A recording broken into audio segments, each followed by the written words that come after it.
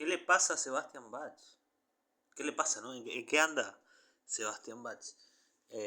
Personaje que todos conocemos. Personaje, a ver, que tiene... hay más debate a su alrededor de lo que la gente suele pensar. Hay quienes...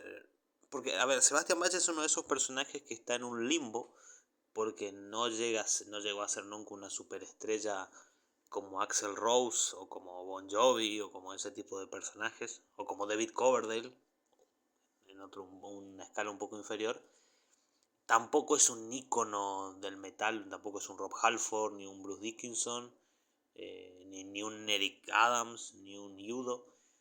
Digo por mencionar nombres que son icónicos en sus respectivas categorías, no es una cuestión de gustos personales. De hecho, de los que mencioné, a mí el que realmente más me gusta de lo que mencioné es Eric Adams.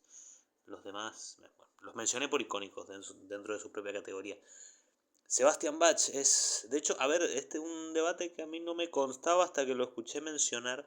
De hecho, se lo escuché a Leo Jiménez, a Leo en una entrevista, hablando de Sebastian Bach y haciendo un paralelismo con su propia figura, que él dice que mucha gente no lo escuchaba a él en Saratoga, porque decían que por su apariencia física no podía ser heavy, no podía ser duro, no podía ser true. Y él hace un paralelismo diciendo lo mismo le pasaba a Sebastian Bach, hasta que lo escuchaban y veían que sí era duro, efectivamente. También hay que decir que Sebastian Bach, obviamente está haciendo referencia a la época de Skid Row, también hay que decir que de Skid Row todo el mundo recuerda el I Remember You, la ultra conocida balada que todo el mundo conoce literalmente, su Carrie. Y es verdad que entre la apariencia, la propuesta estética de Skid Row, la apariencia puntualmente de Sebastian Bach en ese momento, y esa canción, sí, bueno, nadie puede culpar a muchos de hacerse una idea de Skid Row como si fuera Cinderella, Bon Jovi, Poison o bandas de ese estilo. Lo cual no está mal, porque de hecho muchísimas bandas, si uno escucha la discografía de China, por ejemplo, por dar un ejemplo, es una banda que claramente, constantemente buscó, sus discos están plagados de medio tiempo hímnico, buscando siempre tener Singing the Sky constantemente, pero no lo tienen, cosa que es natural. No todas las canciones tienen el mismo nivel de genialidad, aunque vayan en la misma línea. Esto pasa siempre en todos los discos, desde que el mundo es mundo. Pero puntualmente hablando de esto, Sebastian Bach, como digo, en esta cosa del limbo y las contradicciones que lo rodean, tiene esta cosa de no haber sido una superestrella y de no ser tampoco un superícono del metal. Y bueno, fracasos comerciales. Recuerdo él quejándose hace unos años de tener que tocar en la tarde cuando él creía, creo que era en el Walking Open Air, si no me equivoco, que él creía que merecía tocar en la noche, porque él consideraba que era una estrella del rock, que había vendido muchos discos y que era muy importante, y que no tenía que tocar en la tarde, sino en la noche, ser cabeza de cartel, cosa que no era el caso. No recuerdo quién encabezaba ese cartel, pero por la época imagino que habrá sido un Arch Enemy, un Slipknot, un Meshuggah, o bueno, ese tipo de bandas que obviamente están muy por encima en lo que es convocatoria, por lo menos desde en los últimos 10 o 15 años, de lo que un Sebastian Bach puede ofrecer. Esto es así. A ver, la indignación es absoluta personalmente cuando veo los carteles de los eventos, de los festivales, y veo a Slipknot encabezando, bueno, esto parece un chiste, ¿no? Esto es como la canción del Reno Renardo, pero es que de verdad, a veces veo a Suffocation y a Immolation escrito ni siquiera con el logo, sino escrito, simplemente escrito con letra de molde, con Arial 12 en el afiche, y como cabeza de cartel Askin Alexandria, Trivium o Rammstein. Bueno, es una cosa que uno no puede explicarse, por más que uno tenga miedo de quedar como anticuado, es una cosa que no tiene argumentación posible.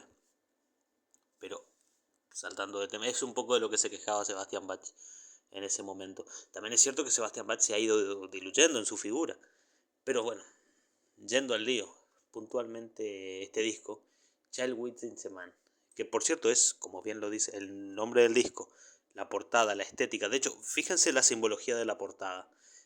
el Torino, la imagen, el dibujo ese representando su época dorada, el niño, etc. Es una oda absoluta a la nostalgia, pero total, el disco es una absoluta oda a la nostalgia y está muy bien hecho. De hecho, y es el disco, quizá es el mejor disco de Sebastian Bach como solista desde el Angel Down. Quizá es objetivamente mejor que el Angel Down, pero a mí el Angel Down me gusta bastante. Y tiene una performance vocal que yo no lo veía hace mucho, de hecho es llamativa, sí, yo sé que todos van a mencionar, lo digo ya para los que estén interesados. En unos meses se va a hablar de Hold Down, que es la tercera canción de este disco, como una performance vocal impresionante, porque efectivamente lo es. Pero yo no descarto, y no me gusta a mí esto de poner en tela de juicio las performances, porque realmente siempre me molestó cuando se decían cosas sobre Glenn Benton en su momento, otro personaje, ¿no? Pero yo no descarto, porque realmente por momentos suena muy pleno y por momentos suena muy nasal y es un poco, tiene una producción un poco rara que busca imitar un sonido ochentoso muy robusto, muy directo, muy potente, muy bueno, por cierto, muy buen sonido, y la voz es como rara. Y no sería raro pensar justamente, valga el pleonasmo, que Sebastian Bach no es naturalmente en una sola toma capaz de sostener esto en vivo. Es absolutamente natural que no pueda. De hecho, la mayoría de los vocalistas no puede al 100% defender su interpretación en estudio en vivo por cosas que ya he mencionado muchas veces. Cuestiones fisiológicas, cuestiones naturales, cuestiones de cansancio, cuestiones del repertorio, cuestiones de un montón de cosas, incluso del estado de salud, a lo largo de la gira, de que sea la anteúltima canción y ya hay un agotamiento natural, cuestiones fisiológicas, como digo, absolutamente inexorables, porque no todos son Michel Lupi. Pero bueno, ocurre. En fin, el disco se siente como un disco salido en finales de los 80, lo cual es curioso, ¿no? Sebastian Bach lo considera un icono de los 80, pero su gran importancia, así como la de Skid Row, es en realidad en los 90. Pero hay un mito de los 80 en relacionar cualquier cosa con los 80, entre comillas, entre mayúsculas, como una mitología que termina abarcando productos que son muy de hasta finales de los 90, ni siquiera mediados de los 90. Pero eso es un tema muy amplio en el cual no hablaremos. Después está esa cuestión de que los 2000 no han existido y no se ha ofrecido nada trascendente y por eso siempre la mente se va a los 80, que puede ser, es un debate válido. Pero, en fin. Si les gusta el hard rock, heavy metal, ochentoso, con unas búsquedas totales de nostalgia, y les cae bien Sebastian Bach, cosa que sé que a muchos no les cae bien, porque normalmente el modelito a muchos nunca les simpatizó esta cosa, porque les parecía un divo, es entendible, a mí nunca me cayó especialmente mal. Escuchen el disco. Está muy bueno, además. Hace 10 años que Sebastian Bach no sacaba disco. Eso se viene. Y viene con un disco que mejora con creces el anterior, el Heaven Hell del 2014. Así que puntazo para él.